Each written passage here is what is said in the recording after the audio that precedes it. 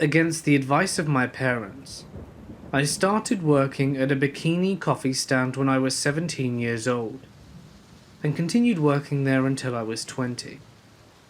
If you're unfamiliar with bikini coffee stands, they are little drive-through espresso stands, usually painted in some neon color, where all the employees wear lingerie or bikinis while they serve coffee.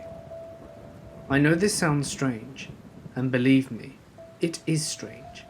However, the money was good, and it was fun at the time.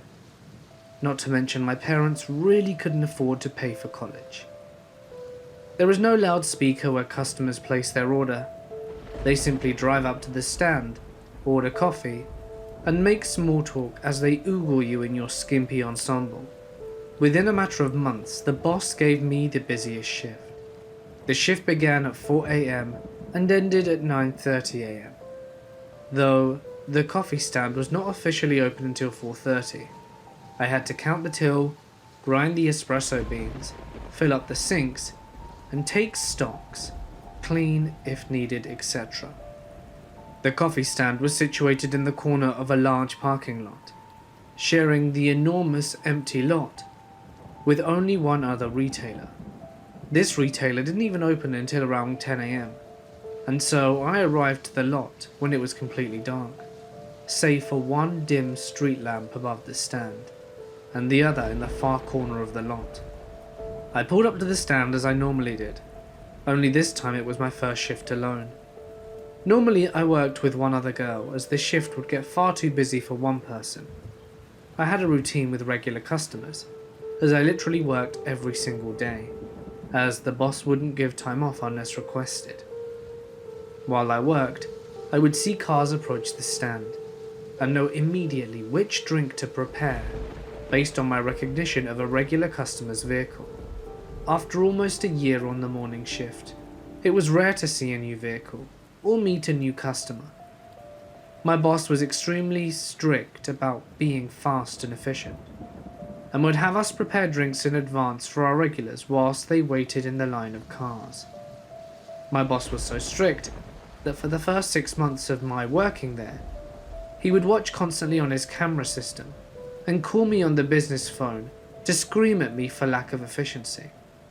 After this, I became so fast at preparing drinks, I decided he guessed he would save money by having me work alone in the very early morning hours.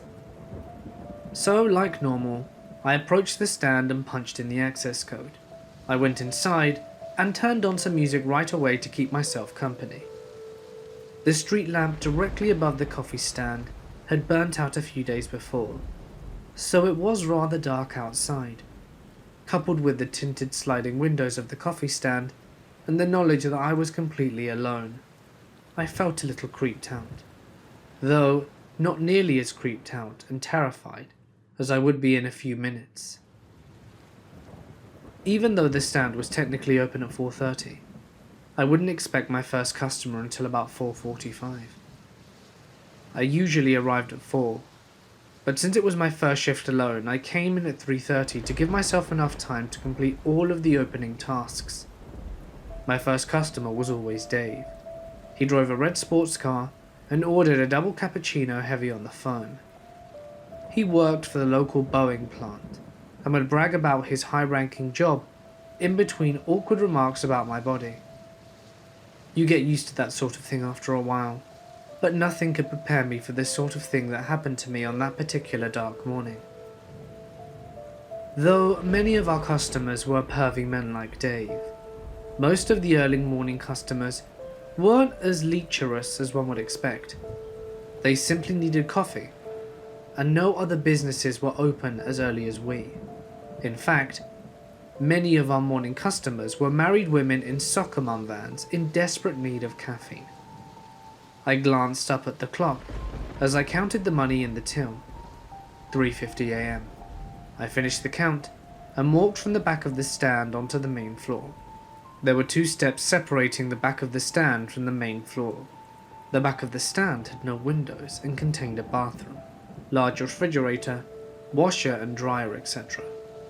This is the area that my co-workers and myself would get ready, and joke around where customers couldn't see us. As soon as we walked onto the main floor where customers could see us, uniform was required. Lingerie or bikini as well as heels.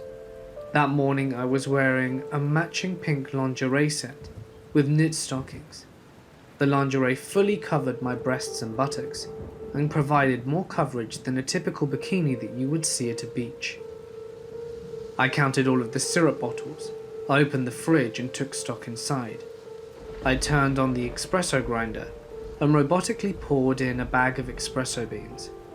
I started filling up the large commercial sink with soapy water, and the music played softly on the stereo.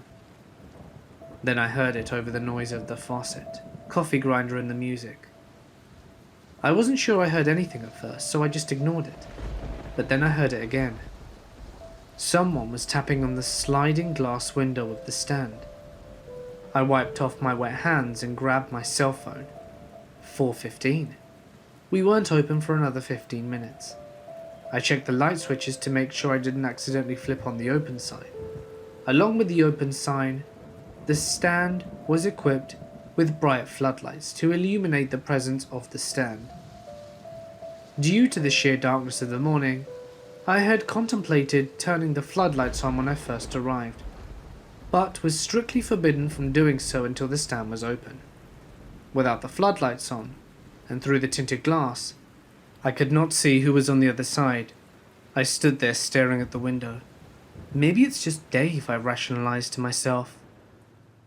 I could hear my heart thumping in my ears. The tapping had definitely grown louder. I picked up the business phone and punched in my boss's number, as he had an extensive camera system complete with night vision, and could see in real time both inside and outside the stand. At the very least, he could tell me who was outside. The phone rang and no answer, so I flipped on the floodlights, walked over to the window, and saw the man, now illuminated by the bright lights.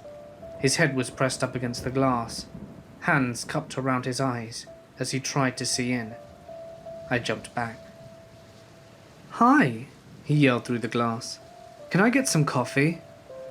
"We aren't open for another 15 minutes, I'm afraid, and my boss will be mad if I open early." "Oh well, I can wait." The man then walked away from the window and stepped back into a small black Honda. I continued my opening duties, warily eyeing the black Honda. At the time I felt a false sense of security, lulled into the daily routine of my shift. However, this was different. At 4:30 I dutifully turned on the open sign and watched as the man in the black Honda drove up to the window. He was wearing a dark red baseball cap, a thermal shirt, and plaid pajama pants. I opened the sliding window. "Hi, sorry about that. What can I get for you this morning?" I said, trying to sound as normal as possible. The man looked at me for what felt like an eternity. "What I want doesn't appear to be on the menu," he said, not looking up from my crotch. "Okay, so I know what you're thinking. What did I expect working in this profession? Gentlemen?" I brushed his comment aside with a laugh. "We have a great white chocolate mocha." I looked around frantically. Where the hell was the usual morning guy Dave? I silently prayed another customer would pull up behind this guy. He looked away and stared at his steering wheel. "I want you to be my maid." "Excuse me?" I said, not sure if I heard him correctly. "I want you to be my maid. I want you to come over to my house wearing a maid costume with nothing underneath. I want to watch you, and if you don't clean correctly, I'm going to do whatever I want to you." He paused and gripped his steering wheel tightly. "I am not a nice guy." He looked up at me and smiled. Until that point in my life, I had never seen a truly sinister smile before. I slammed the long service window shut, ran to the back of the stand, hyperventilating at this point. I picked up the phone and called my boss repeatedly, with no answer, and I stood on the steps and peered out the window. The black Honda was gone, replaced with the familiar red of Dave's sports car. I never thought I would be happy to see pervy Dave, but here I was rushing to the service window to tell him what happened. I opened the window, all the while frantically relaying the story. Dave just laughed and muttered something about the guy dreaming. He told me I was being paranoid and the guy just had no filter. For some reason, this put me at ease. Dave reached his hand out the window to place a $5 bill in my tip jar. He tipped this amount each morning. "Wow," he exclaimed. "You just opened and your tip jar is already full. I know you make coffee, but it's not that great." "Huh?" I said, slamming the register shut. The tip jar rested on the outside window ledge, so customers could reach it. I had made a habit of leaving it outside in between customers, as it could get very busy. I leaned over and looked into the metal canister. Inside the tip jar was a long white envelope that appeared to be stuffed into its capacity. My stomach turned, as I knew it would be from the guy in the black Honda. "Dave," I said cautiously, "it's from the guy I just told you about. I'm not opening that." Dave sipped his cappuccino and suddenly his goofy demeanor turned serious. "You're right. Let me open it. I have gloves." It was late fall and rather cold. Dave put on his gloves in a dramatic manner, laughed about my paranoia, and proceeded to step out of his car, and he took the envelope out of the tip jar and opened it. "Holy shit," he said, his eyes widening. He held up a stack of $20 bills held together by a rubber band. On the back of the stack was a folded up piece of paper. He unfolded the paper and began reading it. His eyes grew wilder. His hands were shaking ever so slightly. What does it say?" He simply said, "Get dressed and call the police." I snatched the note from him, his jaw slightly agape. The note was laden with spelling errors and looked like it had been written by a child. Oddly, there were rather long words that were attempted but spelt incorrectly. It said some very deranged things. There are some things too sick to mention here, but I will relay the basic message as best I can recall. Some things you just never forget, even if you want to. "You will come to my house. When you arrive, I will examine you thoroughly. And I will tie you to the post, and you will be punished for what you do. Every inch of your body will be bruised and sore. Afterwards, I will untie you and use you in every way possible." Just to mention, he used a different term, but it is extremely graphic and includes the word hogtied. "You can scream, but no one will hear you. This is your first payment. Upon reading this note and taking this money, you have agreed to follow through. If you do not follow through, you are stealing, and you will be punished more severely than if you cooperated to this initial agreement. You will clean every inch of my house. There will be no more mistakes, or more punishment will follow." I got dressed and called the police and my boss, who finally answered. The police arrived, and I went to the station to explain in detail what happened.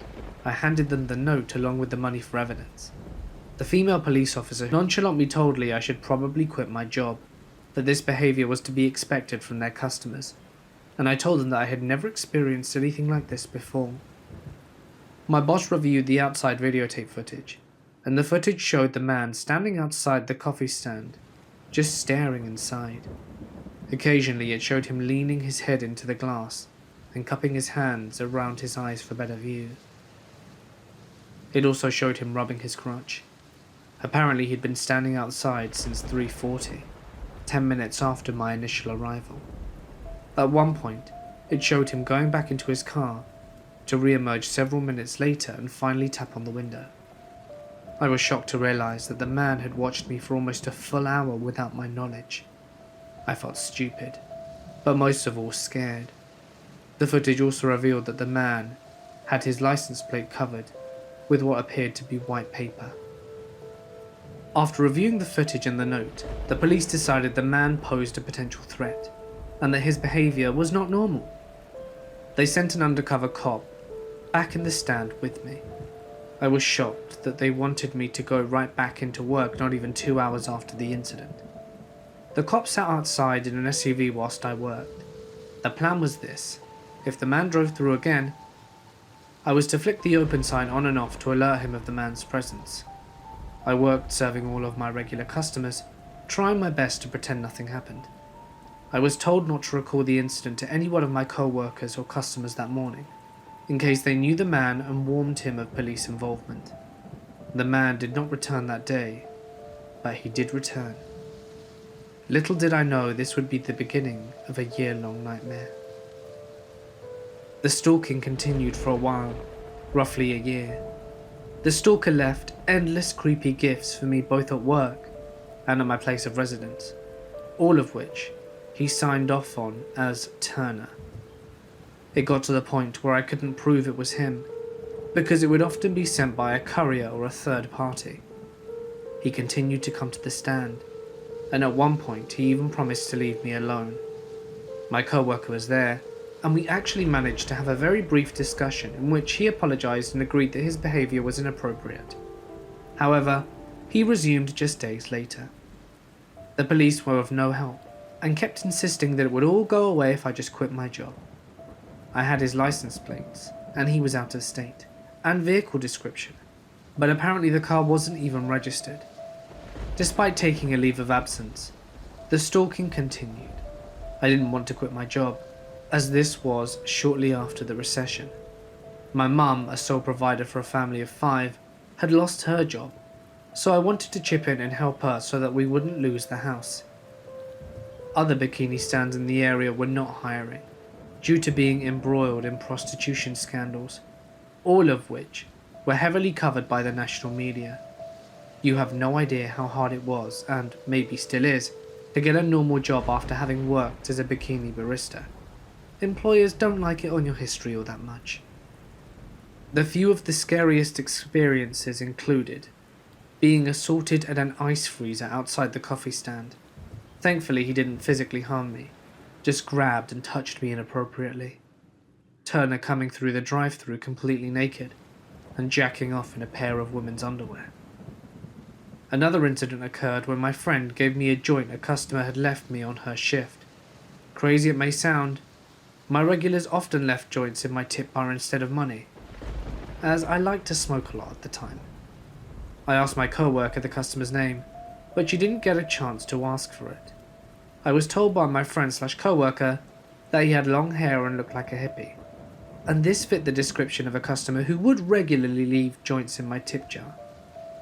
I smoked the joint before I went to sleep one night, only to have a massive freak-out full of hallucinations and hysteria. I thought I saw ghosts, demons and fire, and I ended up in the hospital. I found out in the hospital that, in addition to having marijuana in my system, I also had a bunch of PCP. Later on, Turner would take credit for this joint by sending a text to my phone, letting me know that if I wanted him to smoke me out, that we could get together sometime. I guess he thought that this weed was enjoyable. Of course, I gave his number to the police. I feel like I gave them enough information to get this guy. But I was never taken seriously, or they had bigger fish to fry. They did find out, however, that the phone he used was a burner. In this period of time, it was evident that one of my co-workers was sharing my personal information with Turner in exchange for money, or maybe just because she didn't like me. This co-worker was later arrested on prostitution charges, and I ended up relocating and changing my last name, which is surprisingly easy to do. I did this primarily to get away from Turner, but also so that I could get a fresh start with new employment history, and get away from the negative energy that had encircled my life. I had taken nude photos of myself and my boyfriend at the time, and after we broke up, he had leaked them to everyone on my contacts list, including my co-workers, and of course, this meant Turner most likely got a hold of the photos as well. It may seem strange to you, but after a while the stalking becomes part of your life. It's kind of like living around a bunch of rattlesnakes. You may feel constantly on guard and on edge, but eventually, you work your daily routine around trying your best to avoid the snakes so that you don't get bitten. When it happens, you do your best to move on. I've recently found out, within the last few months, that a man fitting my stalker's description was incarcerated some time ago for doing something even more frightening to another barista in the Pacific Northwest. There was also similar incidences and reports of a man driving through bikini stands naked, or with women's underwear. I suspect this man was most likely Turner. I could not be sure it's the same person, as I never was able to find out this person's true first or last name, but I am hopeful that it's him, and that he will be locked away for a very long time.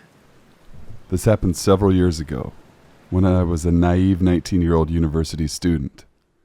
A bus company had just returned from being on strike, and as a special promotion were letting people ride free for 2 weeks. I saw myself as adventurous and took this as an invitation to go randomly riding all over the city. One of my little adventures was a bit scary. I was at a bus stop in some random, unfamiliar part of the city. A man was next to me. We were the only ones there. I like to be nice to strangers and so engaged in conversation. Things escalated quickly. The man started telling me that he was some sort of crime boss, and that he was aiming to kill a certain person. He said something along the lines of, "I don't like when I have to kill people, but when they cause trouble, sometimes I gotta do what I gotta do." I was afraid he would hurt me if I upset him, so I politely nodded along, as though what he was saying was completely ordinary. Lucky for me, his bus soon arrived. He got on Route 2 to a place called Pleasantville. To this day, I don't know if he was a legitimate gang member or just delusional. I'm not sure what part of the city I was in, nor do I know if he killed his intended target or anybody else. But to this day, I avoid Route 2 to Pleasantville. So like one person before me said, they never thought about their bus driver until someone wrote about it. Well, the same thing happened to me. The thing is that this bus driver wasn't a school driver, rather an inner city bus driver, if that makes sense. So I was going to math instructions when I was 16, and they were in a different part of town. It would take me an hour by foot to get back to my apartment, so instead I opted for a 15-minute bus ride. I had been taking buses to my math instructor for a few times now, so I knew that the bus I was supposed to take was a 14. However, this particular day, I missed the 14 and got onto 14B. The 14B takes a detour as it is covering a portion of the outside city area. I didn't know that. I wanted to ask him where the bus would be going, but he seemed to be in a rush and just signaled me to climb in and stop asking. There was no one behind me, so I could have easily hopped off, but I was in a bit of a hurry, so I unfortunately got on and sat in the middle. I noticed immediately that the bus didn't take a turn for the city center, but rather for the hills, which I never even knew existed. So the bus is slowly getting empty, and I'm listening to my music, but I noticed the driver's occasional glances in the mirror towards me. We made eye contact a few times. I'm slowly panicking because I've never been to that place before, and I could literally see my whole town from the hilltop. My worst fear at that moment realizes when the last passenger leaves the bus. Now only him and I were left, and he turns around and asks me where I'm headed. I explain to him that I need to get off at the first station in my part of the town, and he grins kind of wickedly.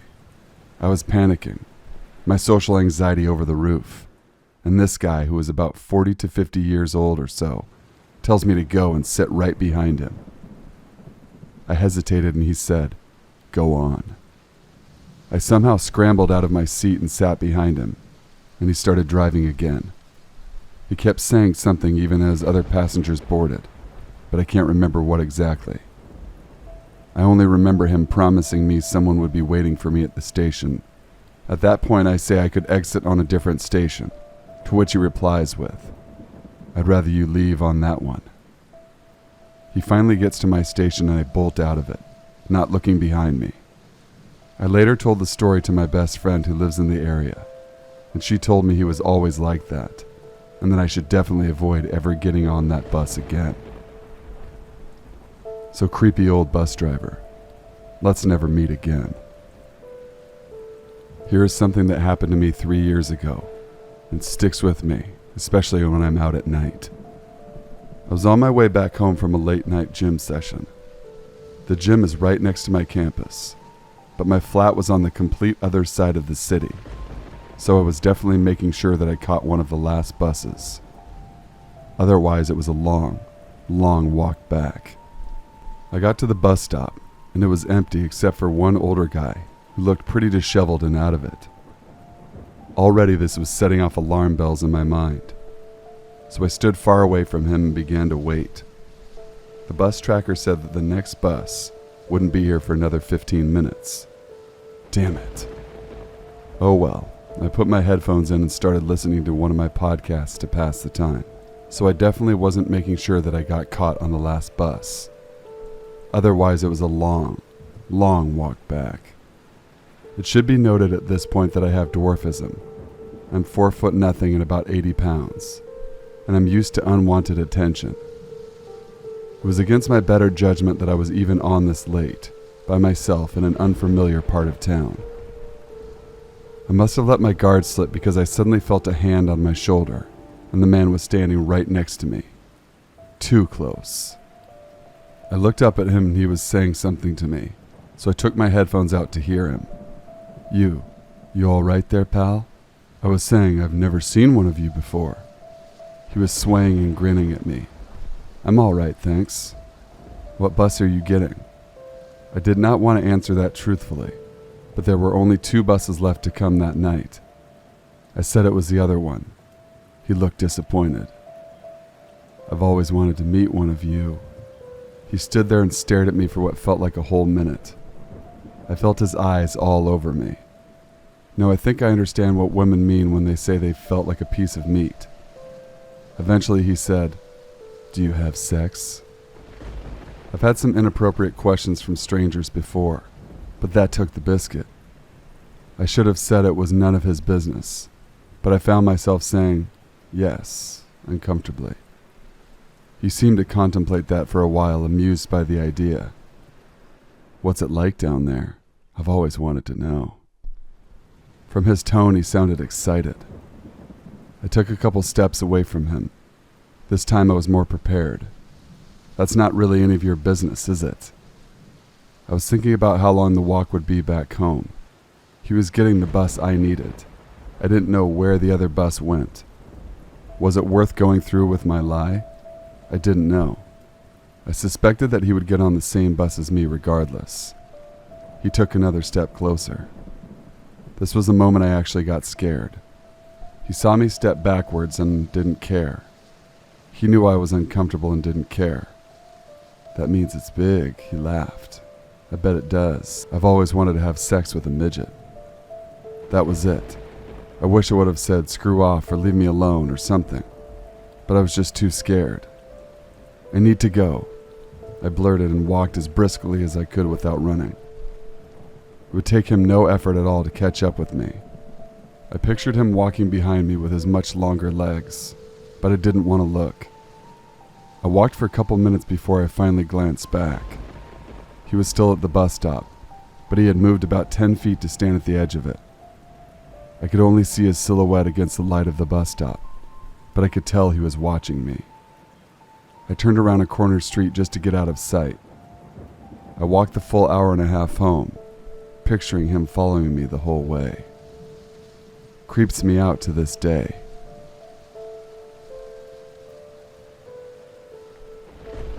During university, I had a whole slew of creepy encounters. This has stuck with me the most.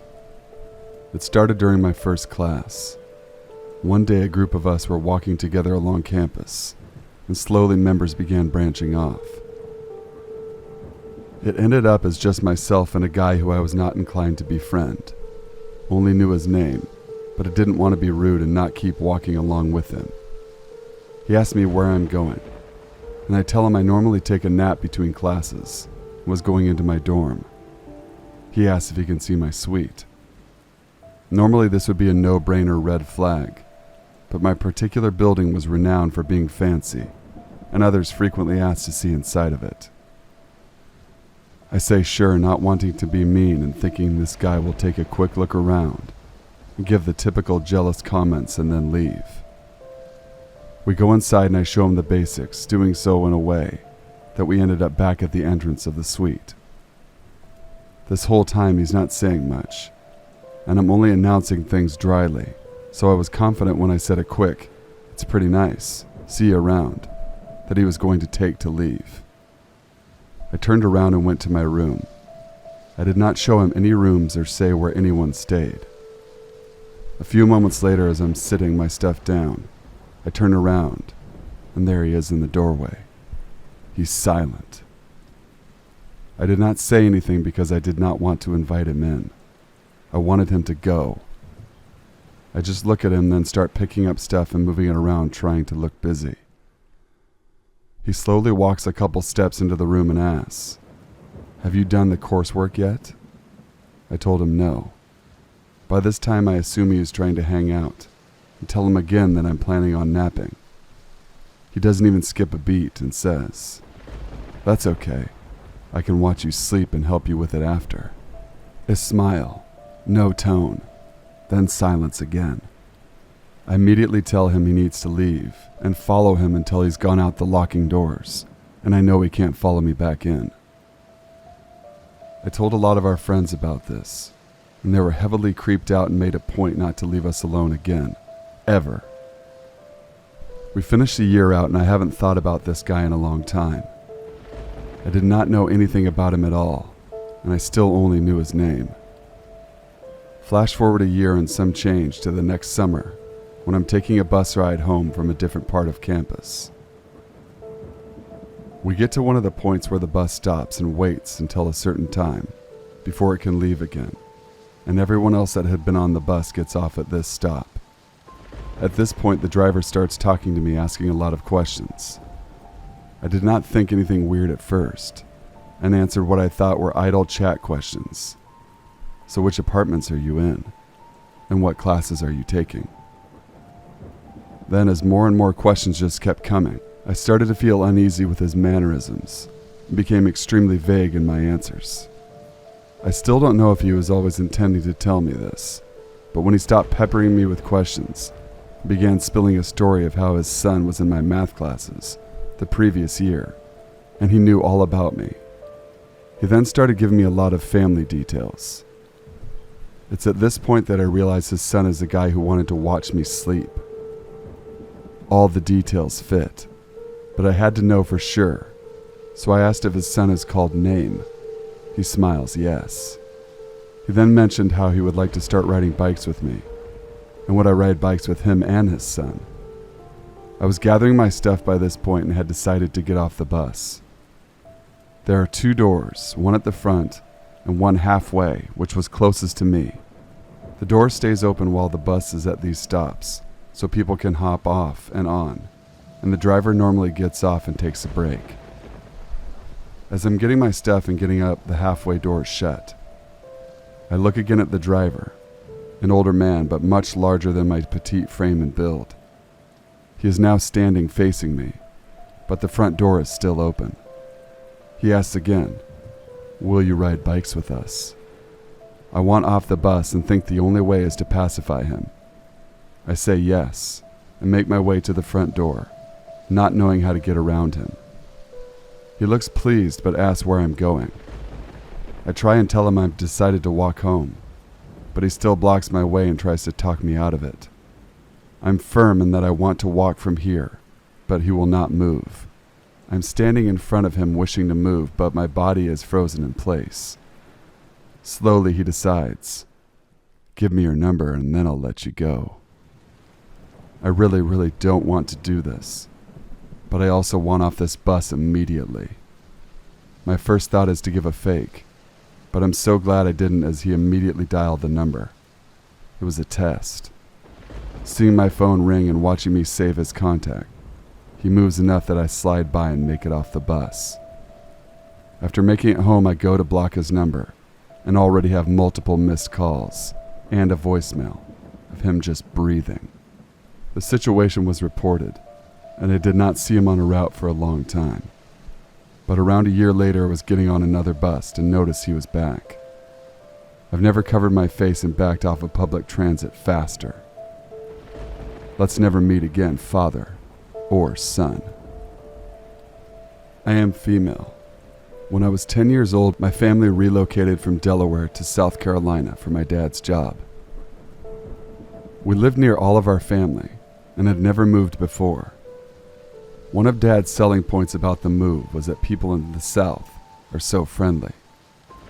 I had just finished 5th grade and would be starting 6th in South Carolina. I rode the bus to and from school in Delaware, and so there wasn't a lot of anxiety about riding the bus after we moved. 6th grade started and I was excited about my new school and loved my teacher. Dad was right. People in the South are polite and friendly. Well, most of them are. Anyway, one day in the fall I got off the bus at my stop after school, and a man in a dark green VW Beetle was behind the bus, pulled off the main road, and called out to me as I was walking towards my house. I turned around and probably even smiled at him. I had no real stranger danger fears at that time. I walked up to the driver's side of his car to see what he wanted. I figured he wanted to ask for directions or something, and I planned to tell him I just moved here and didn't know, but oh boy, he didn't need directions. He was after something entirely different. He smiled at me and said something I didn't catch, comprehend, or understand. So I said, "What?" or "Excuse me?" to get him to repeat it. I got a little closer so I could hear him better, and he said, "Do you want to have sex?" So at that time I didn't know what that meant, except that maybe I kind of did, and knew that it was a bad word. I didn't know what to do, whatever that meant. I turned and ran to my neighbor's house and didn't look back.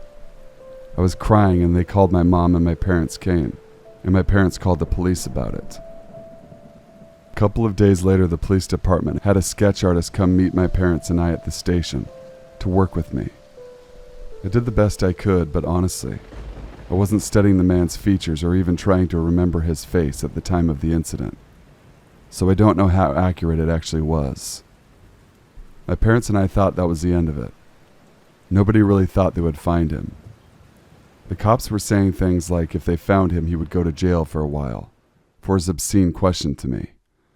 My mom was nervous that if it came to that, I would have to go to court and testify, and she didn't feel good about putting me through that. She was worried that even as an underdeveloped 10-year-old child, the defense would attempt to shame me in some way, or say I was asking for it.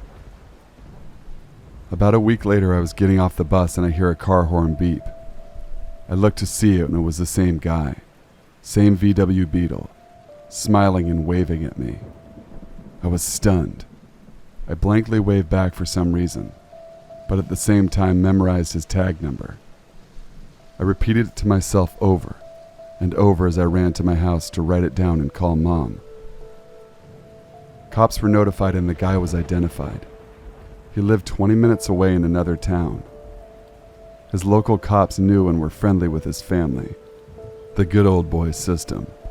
So he didn't go to jail, but apparently they told him to stay away from me. I never saw him again and I hope I never do. I wonder how many times he might have followed the bus and watched me that I never even knew about. Dear pedo pervert predator, let's never meet again. This happened last night as I was coming home from work. I'm a 23-year-old woman and I don't have a driver's license, so I take public transport or Uber a lot. I've had several people give me general bad vibes and make me feel unsafe. But this is the first time somebody has crossed the line from creepy to scary with me on my commute. I stayed a little later than usual at work yesterday because I'm trying to learn After Effects and I wanted to spend a little more time on the practice project I had going. I left the office around 5:45 and walked 10 minutes to the bus stop. The sun was going down, but there was still light in the sky. I didn't have to wait long for the bus. The driver pulled up and was very friendly as she scanned my ticket, which is on my phone. I took one of the seats that faces the inside aisle, which I prefer not to do, but it was the only place to sit where I didn't have to sit directly next to somebody who was already on the bus. Because, you know, I value personal space. After a few stops, we made a stop near the major university in my city. A young guy got on, probably younger than me, but not by much, and sat directly next to me. He smelled awful, but not as bad as some people I've encountered on the bus, so I didn't think to move or anything. Right away he made a sound like, "Ha!" and I thought he was going to comment on the music in my headphones, but he didn't. He looked at my phone. "Are you on Facebook?" "I'm on Twitter." Never understood it. "You ever sold anything on Facebook?" I said no. He kept asking me weird questions like that, like he just wanted to talk to me and he didn't care what it was about. At this point I figured he was trying to flirt and was just bad at it, so I politely answered his questions and tried not to be too friendly about it. He asked if I was a student, which I'm not, and whether I would rather live in a mansion or an apartment. Obviously a mansion, I told him. He said his goal was to have a house big enough to put a skate park in. That's a good goal, I said, thinking that this guy was probably not playing with a full deck, but not wanting to be an asshole about it. He said, "You're awesome." And he asked me, "Are you looking for a best friend?" I said no, that I have a best friend. We've known each other since we were 8 years old. And then, like it was so casual, he said, "And we've known each other since we were 8 years old." And then, like it was so casual, he said, "If you tell me where he lives, I could kill him." I didn't know what to say. I looked around for someone on the bus to intervene, but no one had heard what he said. So I just said, probably not." He laughed. "You smell good." I just put my headphones back on and tried to tune him out. There were no available seats for a couple of stops, so I just had to sit there with him talking in my ear. I couldn't hear him.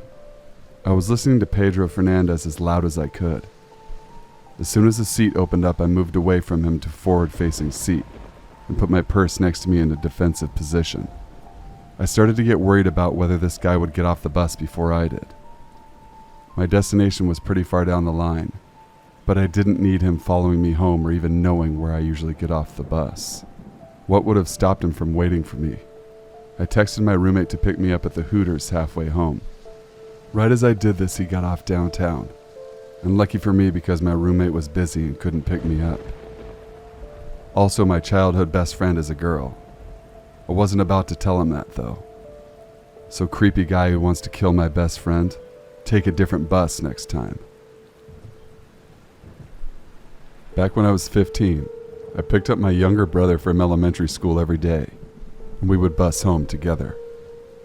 We had to transfer 2 times, and this happened at the same stop at the second transfer. One day I saw an old Caucasian man get onto the bus after us. He looked around 60 years old with white hair, and he was really large. Since there was no seats available, I stood up to offer my seat to him. He gave me a smile and thanked me. I thought nothing of it. After a few minutes, I noticed that he was still staring at me with a smile, and at that time I thought he was just appreciating the fact that I gave up my seat for him.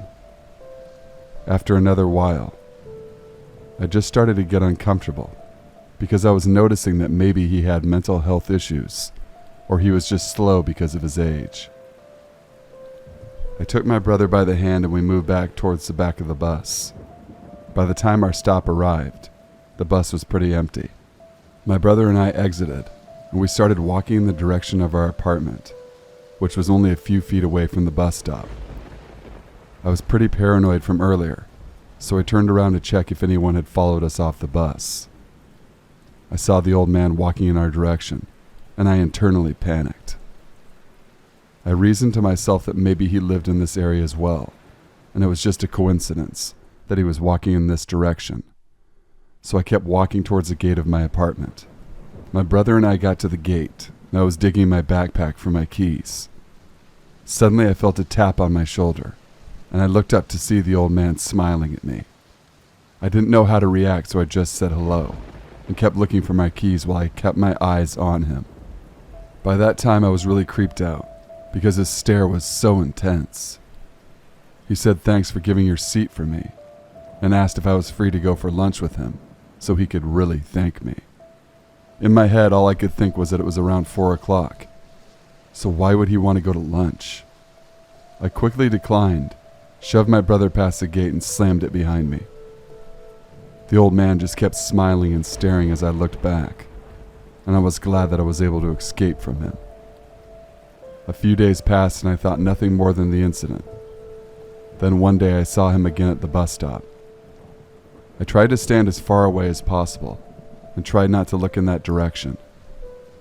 I could feel him staring at me, and I remember just wishing that that bus would come faster so I could get away. We got onto the bus and I could still see him smiling as he stared at me, unblinkingly out of the corner of my eye. I tried to keep my attention on the book that I was reading and not let it bother me. When our stop came, my brother and I quickly got off the bus and sped walked to the gate. I turned around to check if the old man had followed us off the bus and was immensely relieved that he didn't. I looked at the bus as it drove past, and I remember seeing him by the window seat, just staring at me. For the next few weeks, he just kept showing up at the same bus stop.